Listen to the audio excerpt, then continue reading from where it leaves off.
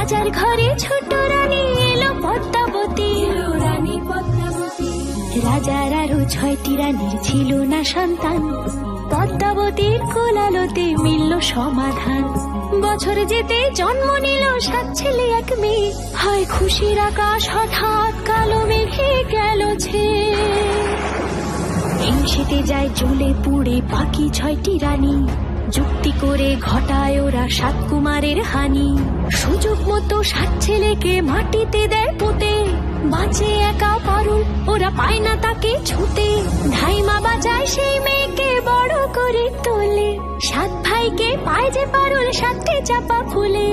এত কিছুর পরেও রাজার বিপদ যে কাটে না, সূর্য নগরে সুখের সূর্য আর ওঠে না। হিংসা বিবাদ বিচ্ছেদ আর প্রেমের কাহিনীতে পারুল বোন কি পারবে 7 ভাই বাবাকে জাগা